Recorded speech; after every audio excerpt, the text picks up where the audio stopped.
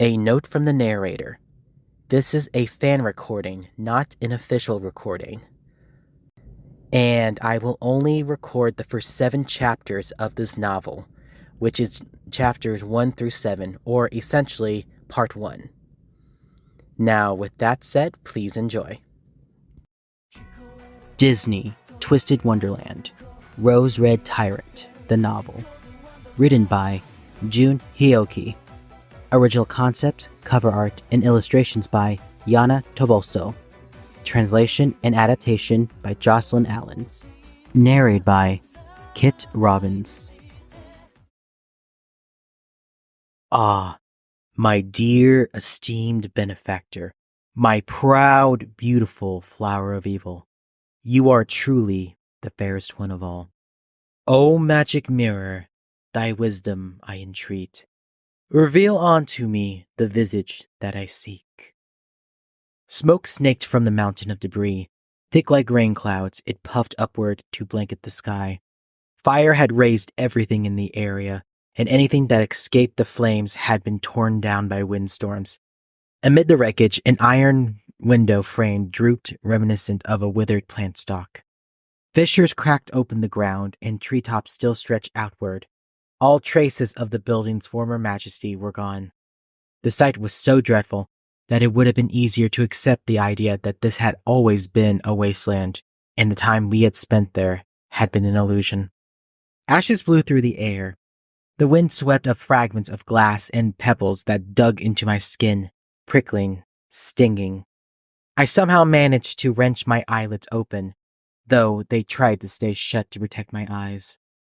The first thing I saw was the blue flame, burning up the dust and sending sparks scattering. The fire shimmered and licked the sky. When I looked closely into the flames, I could see eyes blazingly bright, protruding nostrils panting raggedly, fangs as large as my face. Before my eyes was a beast so large I could tilt my head back until it ripped clean off and still not see the end of it. The beast's hideous face twisted into a fearsome snarl as it howled. Something moved in the corner of my eye. A person, and not just one. People in black robes dotted the scorched earth. Cowled hoods hid their eyes, and they shouted desperately. But I couldn't catch a word of it. The beast's jaw dropped, and its legs shook, unsteady once more. Neither I could hear the howl so loud and intense it shook the very earth itself. More intense than any of that was the voice whispering intently in my mind. The time left to me, to them, to you is short. You must not let go of that hand. Part 1.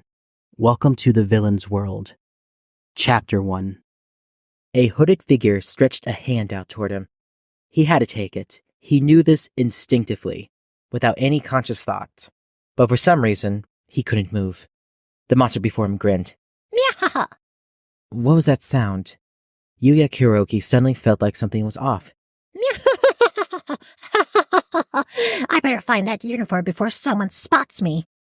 The voice sounded amused, and a little inane. Someone was laughing and humming to themselves. The happy-go-lucky feel of it was draining just to listen to, and there was a weariness enveloping his entire body, like a soak in a lukewarm bath. He wasn't the least bit on edge. I feel like the total opposite of how I did it a minute ago, he thought. I mean, that whole thing earlier was... Huh? Wait. What whole thing? He couldn't remember being frightened, sad, but he couldn't really remember why, or what had troubled him. Like a crumbling sandcastle, the more he tried to grab hold of the memory, the hazier the details became. In the time it took to blink, he had forgotten all about it. Well, that's how it is with dreams. Oh, huh. I guess this is a dream too. He heard the carefree voice again, much closer this time. Okay, this is the one. This guy right here. If this is a dream, then I really wish you'd keep your voice down. I'm still pretty sleepy, and this place is so soft, warm, and comfortable. It's like I'm inside a giant hug or something. Just having his eyes closed gave him the ultimate sense of security. He'd never dozed like this before, and was quite certain that he would have had the best dreams of his life if he could just fall asleep completely. As Yuya dozed and started to drift off, the world around him began to shake violently back and forth. What is that? He opened his eyes and was surprised again as he could see nothing. Only darkness. A darkness so complete that his eyes did not adjust to it even after a minute or two. He didn't even know whether he was standing or sitting or lying down. He tried to shift, but discovered that he couldn't move the way he wanted to. If he bent his legs the tiniest bit, his knees bumped up against something. It was the same with his arms and head. He was, apparently, locked up somewhere, and that somewhere was a very small space. The gentle embrace changed into a firm restraint. Fear rose up inside him, and his palms grew damp with sweat. He heard the voice again. This lid weighs a ton. Maybe I could smash it with something. Bang, bang. The shaking grew more violent, and his forehead slammed into something. Then the back of his head smashed into something too. Over and over. The repeated collisions were making him dizzy. What on earth was happening? No good, huh? Well, I ain't giving up so easy as that. Yuya held his breath. What terrible fate awaited him next? Try this one on for size. Yeah, ha! He thrusted his hands forward at the same time as the voice laughed. He had to get out of there right that second. Ow! He cried out when something hard whacked him. It was the ground. He felt queasy, like his brain was rolling around inside his skull. He pressed his hands to the cold stone beneath him and staggered to his feet. Where am I? He wondered, and his voice echoed oddly as he had apparently fallen into a large space. He confirmed that he could move his arms and legs again and felt a wave of relief wash over him. His surroundings were so dimly lit that his eyes adjusted easily to the gloom, even though he had just come from a pitch-black place. Maybe it was already nighttime. Yuya looked up and saw stars around him, just as he'd expected. But they were swinging wildly, strange somehow. When he looked harder, he realized that they were not stars and the moon, but rather components of a chandelier. Decorative drops shimmered like opals, illuminated by small candles. The light was rather subdued for how big the chandelier was. The candles looked like they would go out at the slightest breeze, and he felt anxious just looking at them. He used the light they shed to examine his surroundings. He was standing in what appeared to be a narrow hallway, and though the gloom meant that he couldn't tell what was ahead of him, there were black boxes on either side of him, hundreds of them. Are these coffins? He murmured. The boxes were hexagonal with long sides tugged out a bit. They looked exactly like coffins. Silver keyholes adorned the polished black lids. He could tell just by looking at them that the boxes were heavy, and they were just big enough for a single person to fit inside, in line with their supposed purpose. They were lined up in rows, crammed in on either sides of the hall. Is this a graveyard? But then Yuya frowned, perplexed. All the coffins were bobbing up and down as if they were having a truly great time. From a certain angle, it almost looked like they were dancing. He had no idea what the mechanism was, but if there was something inside of them, then the dancing was in pretty poor taste. While he eyed the bobbing coffins dubiously, he noticed that the one next to him was different from all the others. It had no lid, and it was empty inside. The black fabric lining looked soft and sleek, but he absolutely could not bring himself to touch it. As he looked around, he spotted the lid on the floor by his feet. He had maybe come out of that coffin? He couldn't be certain, but the coffin's padded interior had a human-shaped indentation in it, as if someone had recently stepped out of it from where he was standing, and the general situation, it seemed only natural to assume that someone was him. So why on earth had he been inside a coffin? He shuddered. What was this place? He wanted to believe that it wasn't a graveyard, but he had never seen it before and didn't know the first thing about it. Before this, He had been right at school. Yuya massaged his temples to ease the ache in his head and thawed back through his hazy memories. He'd left the classroom right after classics in sixth period. He had slipped past classmates heading off to practice and various extracurricular activities, and kept going out of the school gates right on home as usual. And then... Hey, you! Someone called out. It was the same voice he had heard in the darkness. He hurriedly scanned the area, but there was no one around. Do your eyes not work or what? The voice snarled from below. I'm right here. Yuya lowered his gaze. A stuffed animal, he wondered. A plush toy was sitting before him. It was of a decent size, and if it were to stood up on its back legs, it might have reached up past his knees. The perfect size for a child to hug with their whole body.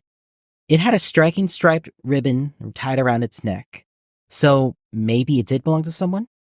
The insides of his ears and eyes were blue and seemed to shine with a hazy light, while the patch of snowy white fur on its chest was soft and fluffy. What kind of animal was it supposed to be? He had never seen a creature like this. Its face was too round to be a dog, and it was too short and stout to be a cat. Fumbling through the process of elimination, he figured out it was probably a weasel, he guessed. How dare you? The stuffed animal yelled as his eyes turned up at him. I am no weasel. I am Grim, sorcerer extraordinaire. It looked like it was going to fly at him at any second. Whoa, it talked? Yuya exclaimed as he jumped back. Maybe it's battery-powered. If it were a mechanical toy, there would be a compartment somewhere on its backside. So Yuya reached out to pick up the stuffed animal to investigate, but it nimbly dodged him as its forked tip of its tail beat at the back of his hand.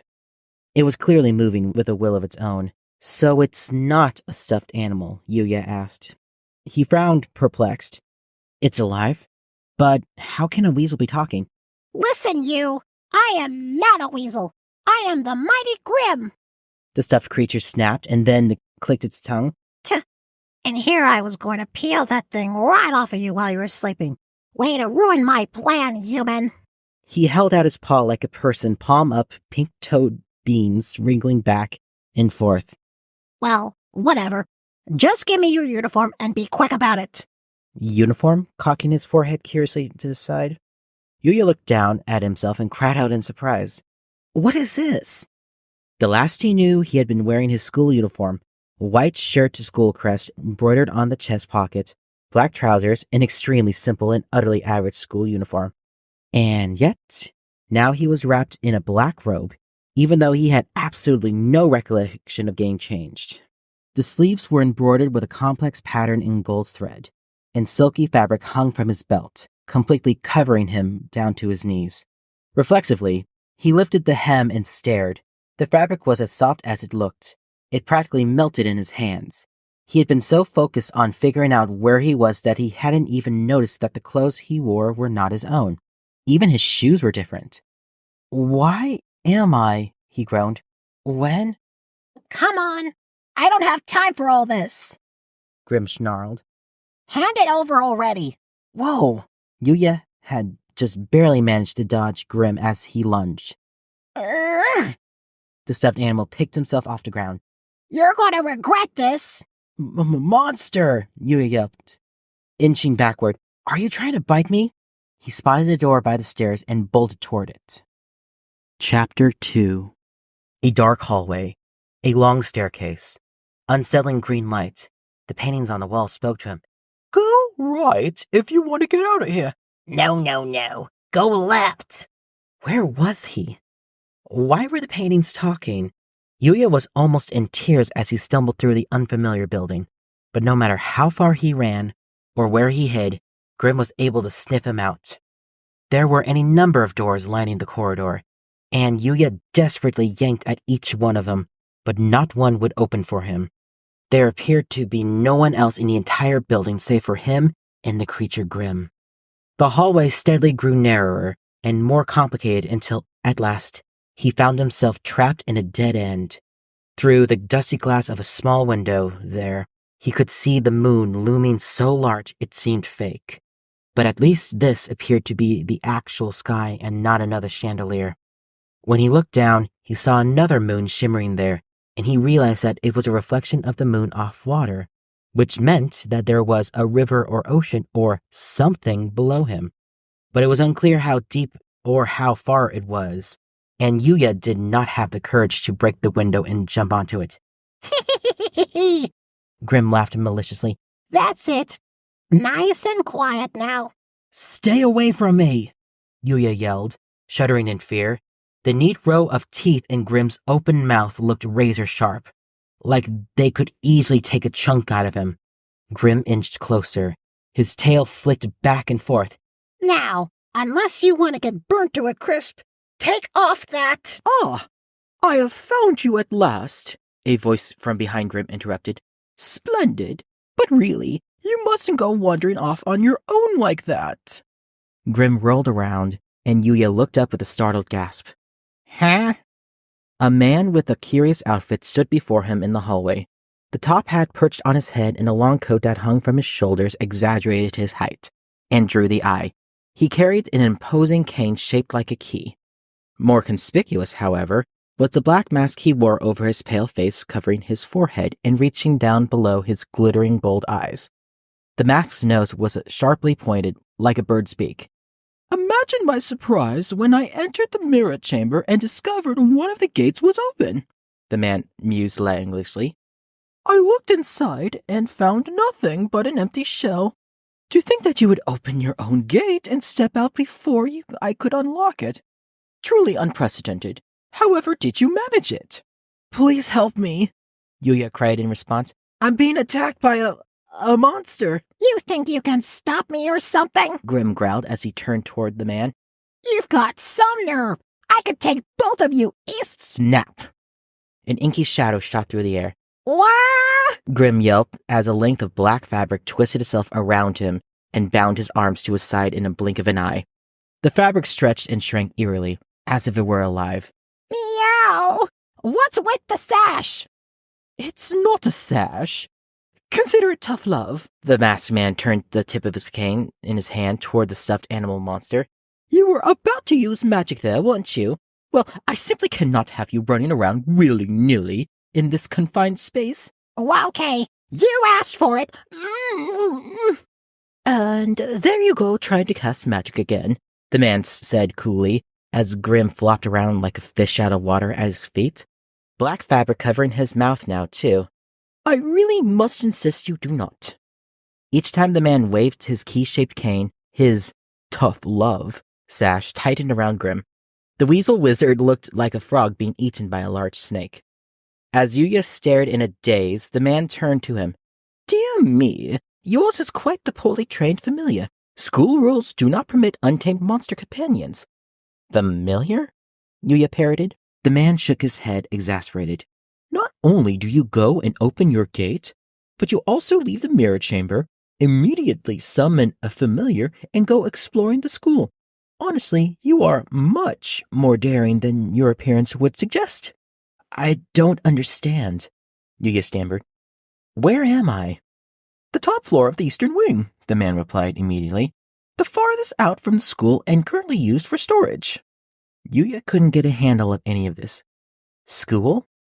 The man nodded as if it were natural and obvious and tucked Grim under his arm. He seemed entirely unbothered by Grim's desperate struggle. Your orientation has already begun. Come now. Let's hurry back to the mirror chamber. My orientation? Yuya stared at him blankly. Yes, the man nodded again. The Academy's traditional orientation. I'm certain you've been looking forward to it. When Yuya said nothing, the man frowned and gave him a curious look. After a moment's silence, he asked, Do you actually not know what is happening? I do not. That is exactly the thing. Yuya was immensely relieved to have someone finally understand what he is going through. From the moment he opened his eyes, he'd been surrounded by unsettling weirdness, as if he were trapped in some kind of nightmare. The floodgates opened and all of the questions that had been building up poured out. Where am I? What is that coffin? What is this creature? How did I get here? The man smiled placidly despite the abrupt interrogation. The time-space teleportation must have idled your memories.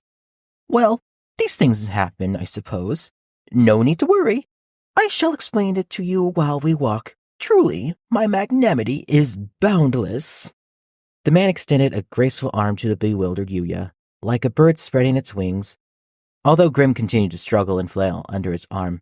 Fwish. Flames sparked to life on the candles affixed to the walls. A string of light raced down each side of the hallway, like an invisible runner with a match that was setting a flame to the candles. At once, the darkness receded to the corners. This is Night Raven College, the man announced with a dramatic flourish. The most prestigious arcane academy in all of Twisted Wonderland, for students the world over who demonstrate a rare aptitude for magic. I am Dyer Crowley. Having been entrusted with its care by the chairperson, I serve as head mage. Oh, I get it. This isn't like a nightmare. I'm actually still dreaming, Yuya thought absently as he looked at the smiling man before him. This was a dream. It was absolutely, without a doubt, a dream. After all, Dyer Crowley's words were too impossible, too unreal. You stand among the ranks, Crowley continued, as a fledgling sorcerer and new student at our college. Yuya was walking home from school alone when he was forced to stop by a light that was almost never red. It had been almost 6 months since he had started high school, but this was the first time he had ever been stopped at this crosswalk, despite coming this way twice a day, every day. It was a narrow road that bicycles rarely traveled, much less cars. He remembered thinking it was weird. The light finally turned green, and he had just taken a step forward when he heard a strange sound. What is that? He frowned and looked around. Feels like it's getting louder, too.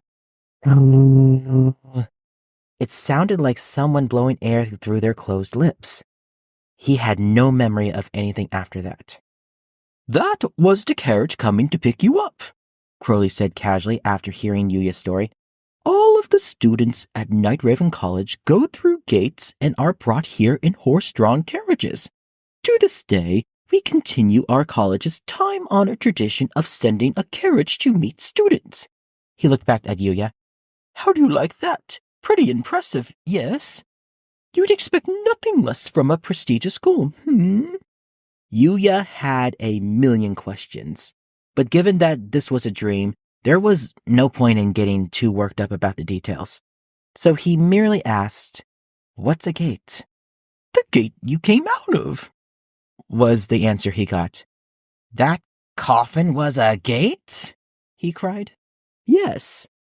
Crowley nodded firmly. You come to the school and are reborn a magnificent mage. Quite the fitting concept for youths brimming with such hope, yes?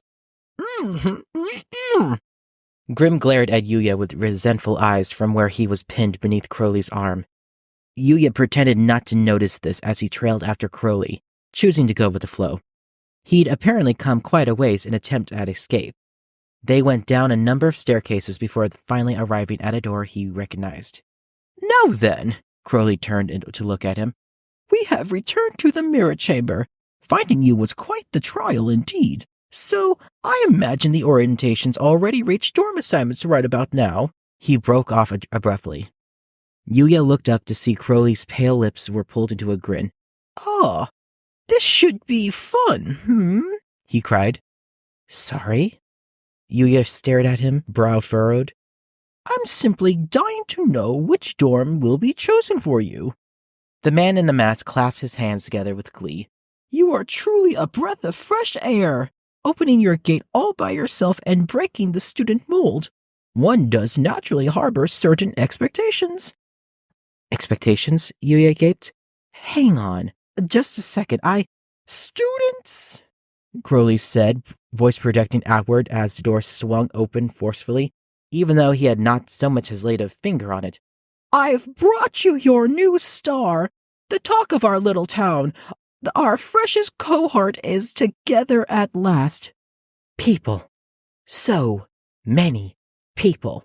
They were back in the room where Yuya had first woken up, but instead of rows of coffins, there were now rows of individuals, hundreds of them. All of their eyes turned towards Yuya as he stepped into the room. A heartbeat before he could turn and run. The door closed with a clink. Yuya gasped. The pillars shone with warm light, making the room much brighter than it had been when he first seen it. Everyone gathered within it was wearing the same shadowy black robe as Yuya, wrapped in the same inky black from the tops of their heads to the tips of their toes. But despite being dressed uniformly, one group in particular drew his eye. They were sitting in an open area towards the back of the corridor, facing the countless others. "Oh, head mage, you're finally here," called a boy with white hair adorned with a decorative headband. "We're done with dome assignments and we were just talking about what we should do now. You were so late I thought that maybe you had a tummy ache." He laughed cheerily. Yuya felt a flicker of relief at the boy's bright demeanor. "This the new kid who opened the gate all by himself? Huh." A tall, muscular boy snorted. "I mean, I have my doubts." Ears poking out from long, shiny, dark hair twitched. They were animal ears. Unconsciously, Yuya stared and received a glare in return that turned his blood to ice, so he quickly looked away. The sharp light in the other boy's eyes was reminiscent of a large carnivore. "I have never heard of such a thing. How'd you do it? Brute force? Or maybe magic?" asked a boy with golden hair that was pulled back as he turned challenging eyes on Yuya. This individual was captivating and gorgeous, and Yuya wouldn't have been surprised at any gender that it turned out to be.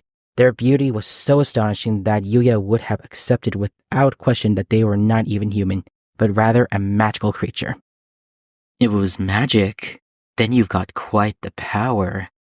We'd love to have you in our dorm," a boy with silver hair said to Yuya with a gentle smile crossing his lips. The smile itself was kind, but the narrow eyes behind his glasses shone with a cool intellect. Every move he made was economical, as if he'd calculated the trajectory of his motions down to the last finger twitch. "Right from orientation, all eyes in school are on you. Maybe you've been reading too much Cautious Hero or some other light novel." A tablet floating amid the hooded students flashed. Apparently, this was the source of the voice, which spoke with a rubbly pitch that felt like crawling through the depths of the earth. The words came too quickly for Yuya to catch them all, but the tone gave him quite the impression that the tablet was not particularly interested in speaking with anyone anyway. "It's already half an hour past the scheduled end of the orientation," a boy with red hair announced flatly. "We should assign him a dorm immediately, in line with regulations." His voice was unshakably firm. He clearly was not about to allow any further waste of time. The students whispering about Yuya instantly fell silent, but their words lingered in his ears, whether he liked it or not. "Coming in late with the head mage? Is he seriously that great a mage? Huh? This guy's really going all in right from orientation. Pretty interesting. Some nerve for a mere human." Everyone there was keenly interested in Yuya in one way or another, and was clearly expecting great things from him. "No, I'm just a guy," he cried desperately, as if it were to wake him from this nightmare. All his outbursts did was make people look at him again, and the pressure of those countless pairs of eyes was almost enough to crush him to dust. He tried to step away, to retreat, but Crowley gave him a hearty push. He looked over his shoulder and frantically shook his head, but Crowley forced his heavy feet forward, farther into the corridor. "Now then, everyone's waiting," he said briskly. "Step up to the dark mirror and be quick about it." "The dark mirror?" Yuya furrowed his brow and then swallowed the question on the tip of his tongue, because the answer was immediately obvious. A large, round mirror was enshrined in the corridor ahead, looking magnificent with a gold frame. A crown sat on its peak, and below it, twisting snakes were carved into the frame, encircling the glass. Just like the first gate Yuya had seen, the mirror was hanging in the air, suspended by nothing. Urged on by Crowley, he peered into the glass, and a boy with short black hair appeared on its surface. Eyebrows, nose, mouth, ears, all were utterly average. Not one thing distinguished the boy in any way. If pressed to highlight a notable feature, Yuya would have said that the boy's eyes were perhaps a bit rounder than average. But even this did not conflict with his other features. The roundness of his eyes blended with the rest so well that it would have been forgotten the second anyone looking at his face glanced away from it. Put nicely, the face had a comfortable familiarity to it. Put not so nicely, it was mediocre, a sort of everyman's face, which, if encountered in the morning, would have been forgotten by evening. It was the face Yuya saw in the mirror every day. What was the point of making him look at it now? He had just opened his mouth to ask Crowley this question when the mirror abruptly flashed and green flames filled the glass. Reflexively, he looked over his shoulder. There was nothing there. The fire was only inside the mirror. As if to quench that fire, a haunting face appeared in the center of the mirror. Yuya couldn't tell if it was a mask, a doll, or an actual person. It was just a face.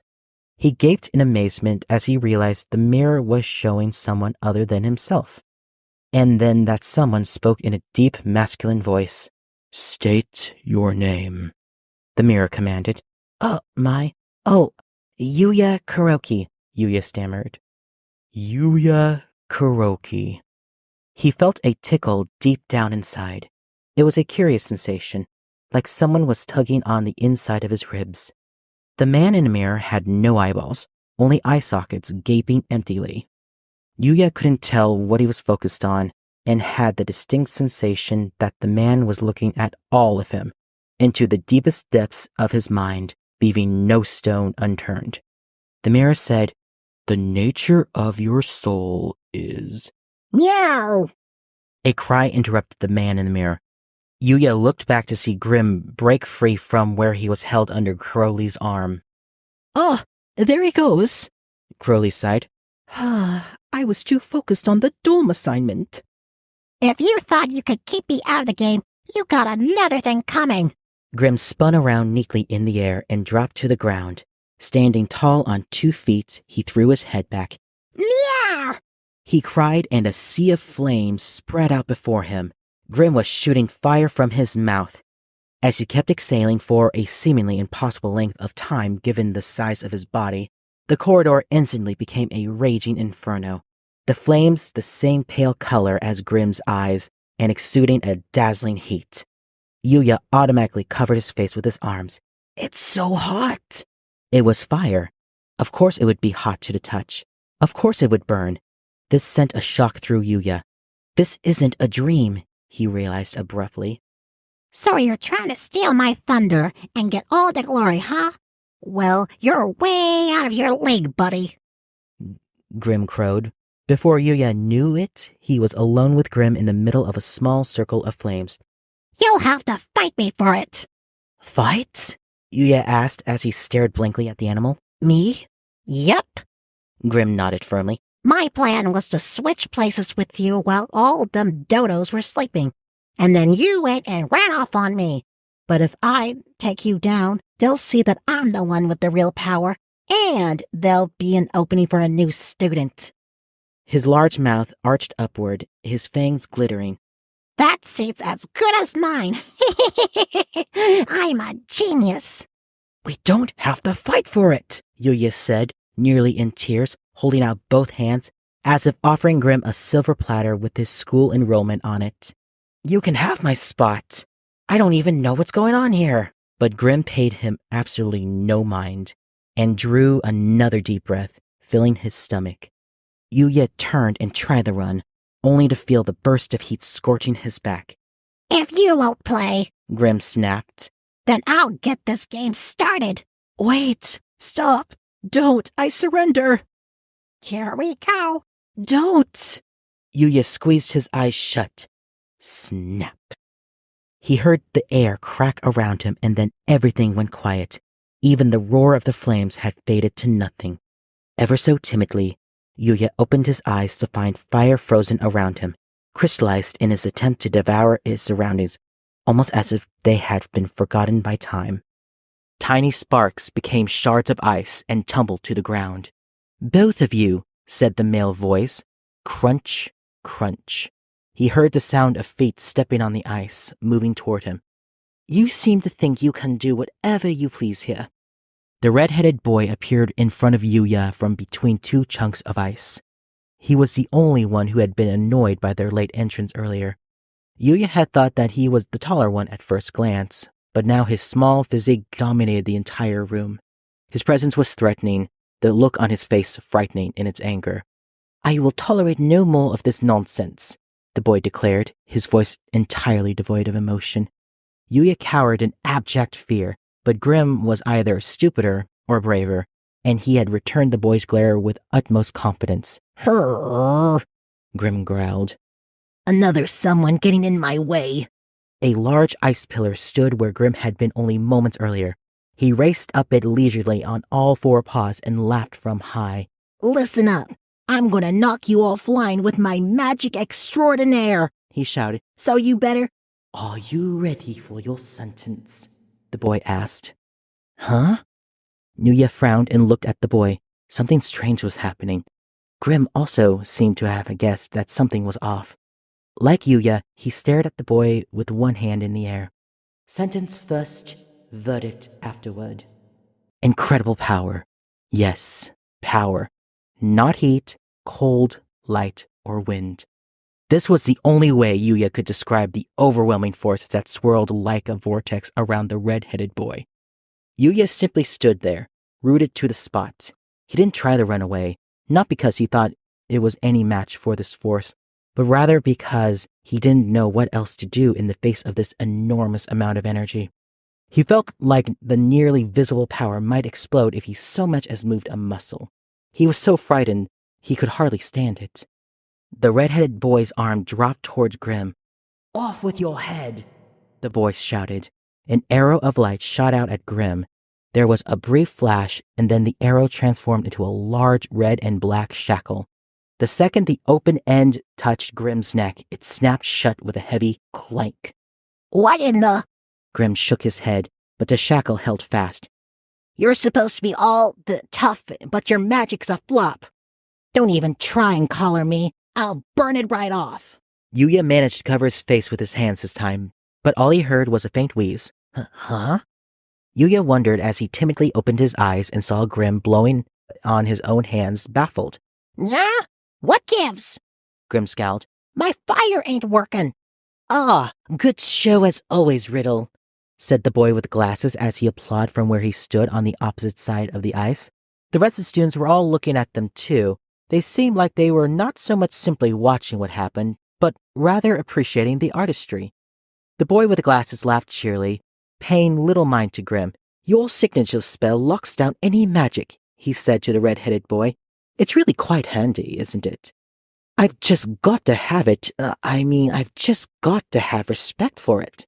Locks down magic? Grim yelped. Exactly, said the red-headed boy. Riddle, as said as he grabbed Grim by the scruff of his neck and lifted him up. Until I deign to remove that collar, you won't be using any magic. Yuya noticed several pillars of ice neatly arranged around Grim, blocking any escape route. They must have deliberately missed Grim with the earlier ice magic attack to guide him to this dead end and render him unable to use magic. Grim kicked and flailed against the sad shackle. It's no use, Riddle told him. You're not but a pet cat now. Mere what? Grim snarled. I ain't nobody's pet nothing.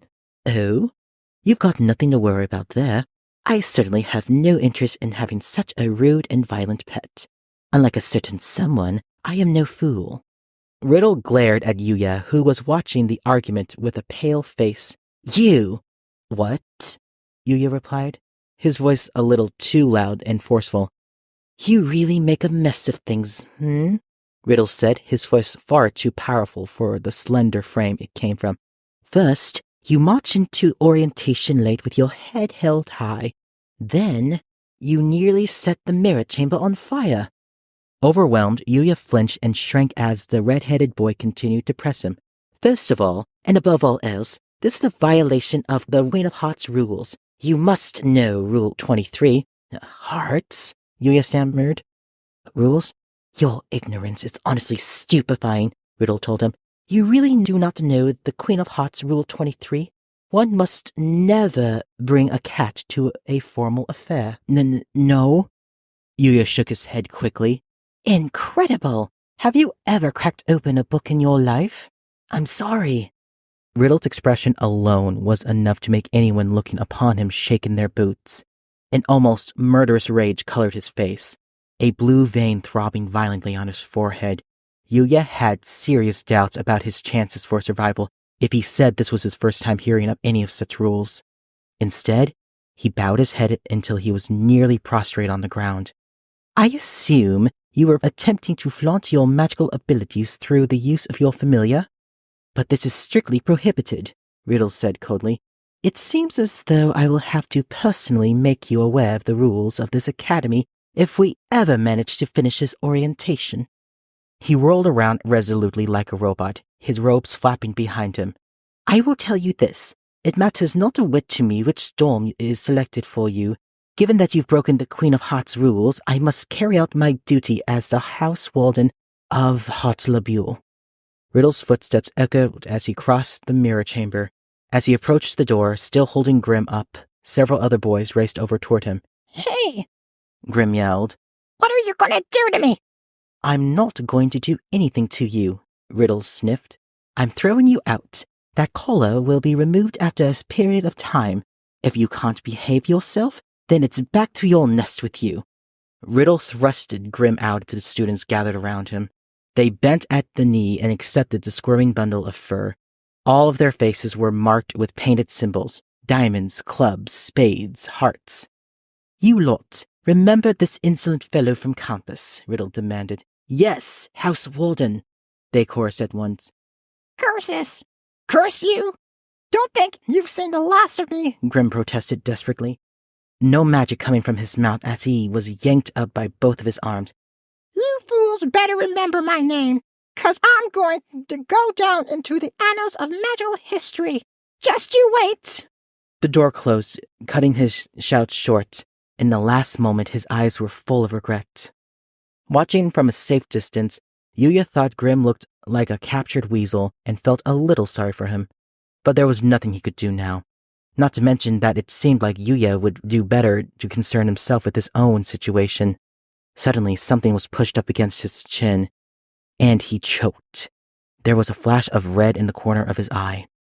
The decision of which dorm you belong to will reveal to us your true nature. Now then, let's have you show us this great power of yours. Riddle smiled deliberately with his mouth alone, the smile not reaching his eyes, and Yuya understood that this was a challenge. Although Riddle moved with an adult calm, Yuya guessed that they were basically the same age. His still plump cheeks were flushed, and he exuded energy and confidence. His pride as a powerful fighter was written all over his body. He will not flinch in the face of any opponent, no matter how strong. Do it, Riddle snapped. Right, Yuya answered as he turned toward the dark mirror, and the man appeared once again. He acknowledged Yuya standing before him and spoke the same words he had before. Yuya Kuroki, the nature of your soul is gulp.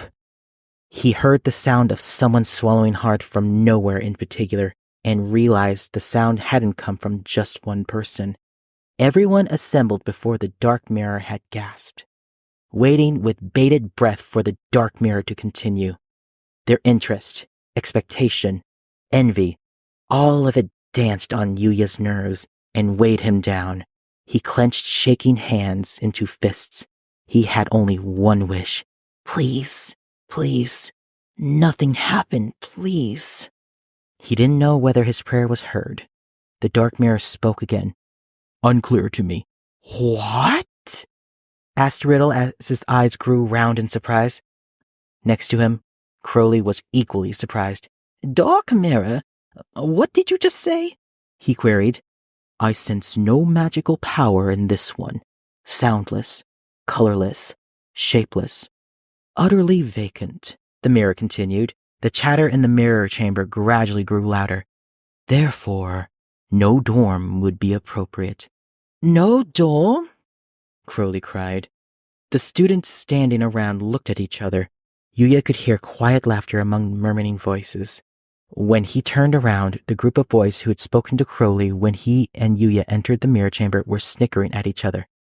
Well, well. The boy with silver hair pushed up his glasses and said to the boy with the golden hair next to him, "This is quite the disappointment, So, who was it who first said we've got this amazingly powerful student this year?" the boy with the golden hair demanded. "The head mage," the silver-haired boy responded. "There's a recording of the whole thing in the log. Definitely him." The tablet flashed and video played showing Crowley declaring, "All of which to say, our very new student stepped out on his own. I shall now go and seek him out. This is very exciting, everyone." The screen showed Crowley exiting the mirror chamber. When all the students in the school glared at the head mage, he hurriedly waved his hands in defensive protest. "It's simply not possible for the black carriage to receive a human being who cannot do magic," he insisted. "From my understanding, the student selection process has not erred once in its century of existence." "Well, don't get too down about it," the boy with the white hair said, trying to cheer up Crowley. "There's a first time for everything." "I'm telling you, this is absurd." Crowley looked to Yuya for salvation. "Wait, you brought along that familiar, didn't you? You must have magic, then." "Familiar?" Yuya repeated. "Do you mean that creature Grim?" "Yes." "I didn't bring him with me," he said hurriedly, shaking his head from side to side.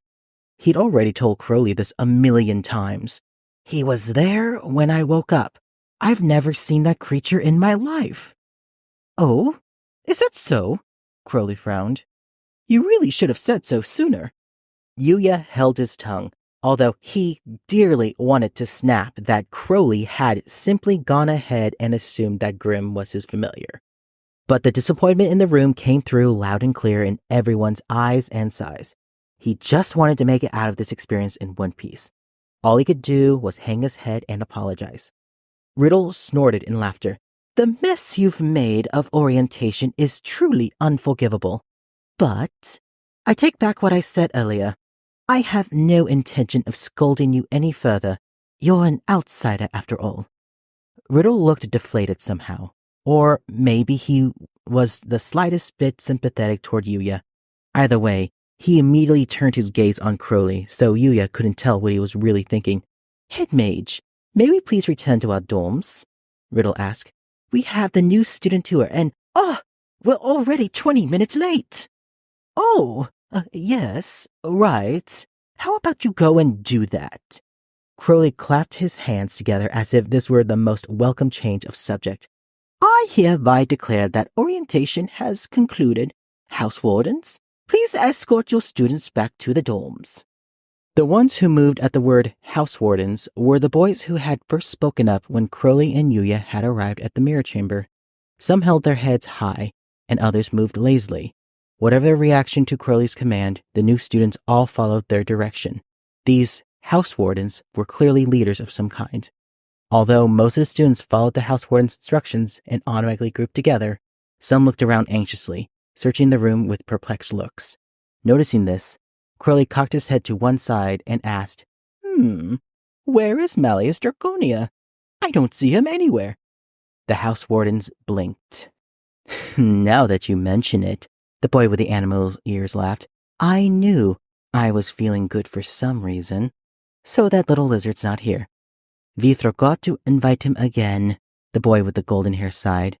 But rather than appearing frustrated or annoyed, he merely shrugged his shoulders, so Yuya couldn't really tell how serious he was. It seemed that only the boy with the white hair was actually concerned. His eyebrows pulled together into a V as he scratched his head and said, "Again? Poor Marius, we did him wrong." "Honestly, you only just realize he's not here?" A small-statured boy asked in a deep voice as he appeared seemingly out of nowhere. "Gah!" Crowley jumped in surprise. "Van Rouge, where did you come from?" As before, there was no official notice about the orientation. I went out to look for him in a hurry there, but I couldn't find him yet again. With his vivid pink hair tucked into his hood and wide, almost tearful eyes that were red like raspberries, this Van Rouge boy was as striking as any of the house wardens. Van Rouge laughed. Poor Malleus. I just hope he's not angry." Sorry, the boy with the white hair said. We weren't trying to leave him out or anything. He's the problem here, though, the boy with the golden hair interjected. I mean, he's not exactly the easiest person to talk to. Don't say that, Van Rouge replied. We're all school chums, aren't we? Don't overthink it. Just be friends with him. The white-haired boy nodded firmly, while the beautiful golden-haired boy shook his head in exasperation. The other students looked around nervously. Van Rouge winked playfully. Well, not to worry. New students, in the place of House Warden Malleus Draconia, I will lead you to the Diasomnia dorm as the Deputy House Warden. The room burst into excited whispers. So the House Warden for Diasomnia is the Malleus Draconia? Is it true? He really does go to Night Raven College? Yikes, I totally don't want to run into that guy. Yuya figured that this Malleus Draconia person must be famous if the sound of his name alone inspired this much fear. The boy with the animal ears clicked his tongue. I should have gone home to bed instead of wasting time at this orientation. He waved a hand. Savannah Claus students, follow me. Children, the tablet said, sounding deeply annoyed. I'll send the campus map to your phones. Find your way to the dorm. The light disappeared from its screen. The other boys in the room called out to another and chatted as they sorted themselves out. Amid the commotion, Yuya heard Riddle's clear voice call out, Hartslebule dorm students. Right face. Right. First step with your left foot. Line up behind the deputy house warden. Their earlier enthusiasm fizzling out, the students neatly turned their backs on Yuya and marched out of the mirror chamber on quick feet, leaving only Yuya, Crowley, and the dark mirror in silence. Ah! It was Crowley who broke the silence. I am sorry about all that. Oh, Yuya said. No. I'm sorry I couldn't be what you were hoping for. It was Crowley who had simply assumed he was a new student and pushed his expectations on a reluctant Yuya. This whole fracas was something that Yuya had been dragged into against his will. And yet, in the face of Crowley's obvious and utter disappointment, Yuya felt the urge to run away, as if he himself was somehow to blame. Crowley sighed, clearly disheartened. Yuya couldn't help but wonder how he was able to express such emotion when the majority of his face was covered by that mask. I thought we might be able to finally be successful this year if an impressive new student to rival Draconia were to arrive at the school. I don't really understand, Yuya said timidly, in a desperate effort to keep from discouraging Crowley further. Perhaps Crowley felt bad after wallowing in his emotions for a moment. I suppose not, he said, and clearly cleared his throat. Let us turn our minds to other considerations then. Yeah, let's, Yuya thought to himself. I'll be in real trouble here otherwise. They were finally getting to what actually mattered to him. So then, he said, what should I do here? Crowley pressed a finger to his chin. This is a most unfortunate turn of events. You do understand that I cannot very well admit a student here with no magical ability to my academy, but worry not. It does seem that this was an error on our part, so we will use the power of the magic mirror to return you to your home immediately. This was quite the catastrophe, He turned toward the dark mirror and raised his arms. Lazy flames erupted from the mirror, and the man rose up in the center once more. Now then, O dark mirror, return this soul to where it belongs, Crowley commanded. At last, he would be able to go home, Yuya told himself with a sigh of relief. Then he heard the mirror's words echo in his mind. There is no such place. What? Yuya thought, startled. There is no place in the world where this soul belongs. What did you say? Crowley asked as Yuya stood speechless. That's not possible. Oh, wait. Didn't I say that earlier as well? My, but today is a veritable cavalcade of impossible phenomenon. Crowley repeated his command, but no matter how many times he demanded the mirror return Yuya to his home, the mirror's response was the same. Nowhere. There was no place for Yuya to go home to. That was the only thing the man in the mirror would say. It doesn't know where he belongs, so we can't send him there. Crowley sighed at the length that the clouds appeared on the mirror's glass. What was your name? Yuya Kuroki, Yuya replied promptly. Crowley frowned. Yuya said his name again, but apparently it was too difficult for Crowley to replicate. What an odd name, he said finally. It's a bit hard to pronounce. Do you mind if I call you Yu? Yuya nodded his agreement, and then the head mage grew thoughtful. Tell me, Yu, he said, from what land do you hail? I'm from Nihon, Yuya told him. Ni-kan? Japan? Yuya tried the English name of his country, but that apparently did not click for Crowley as well. Japan? The lines on Crowley's forehead grew even more pronounced. Yuya had been speaking Japanese this whole time, and no one had any trouble understanding him up until this point.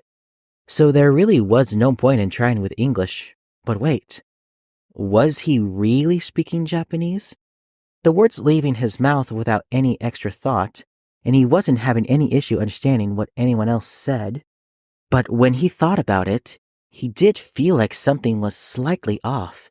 The words he was thinking and the movements of his mouth didn't match. His mouth was opening and closing more often than required to say those words, but the words still sounded the way they always did when they reached his ears. He thought he was speaking the language he knew, and somehow his ears and mouth were naturally translating into a language he didn't know. He frowned in consternation. I am intimately acquainted with the origins of the students who come to Night Raven College from all over the world, Crowley declared, but I am not familiar with this Nikon or Japan or what have you that you speak of. This is perhaps, he hesitated as he pressed a hand to his forehead. You may very well come here from another world. Another world? Yuya parroted in disbelief. Crowley nodded, his face deadly serious, despite Crowley sounding like he was telling a story straight from the pages of a manga or a novel. Yuya found himself nodding at these astounding words.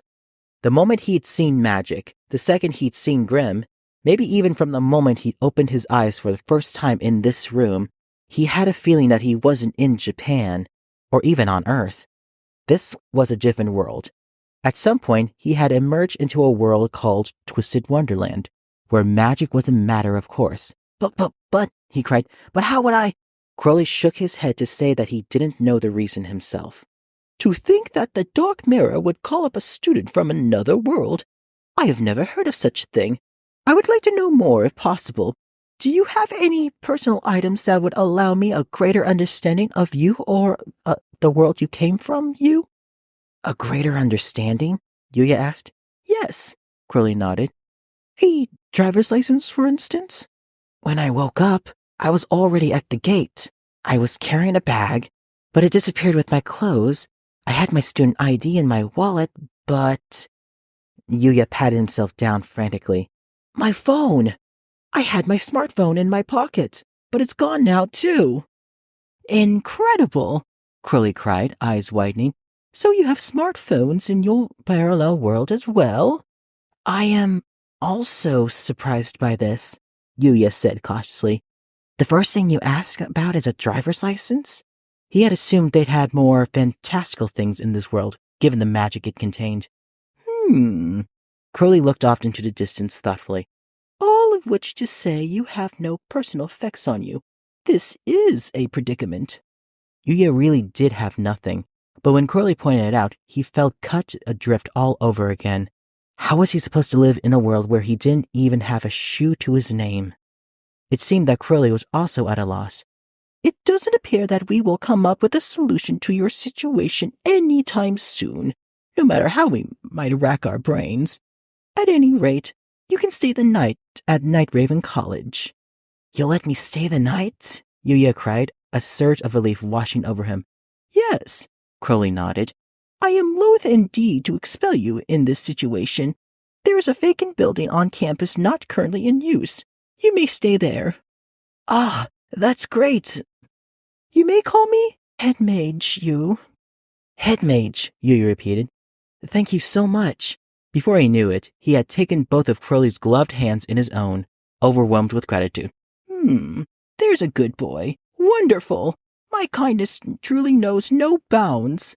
Crowley smiled playfully. Now then, strike while the iron is hot, as they say. I shall take you to the dorms straight away. Please, do follow me. Free audio post-production by alphonic.com. Free audio post-production by alphonic.com.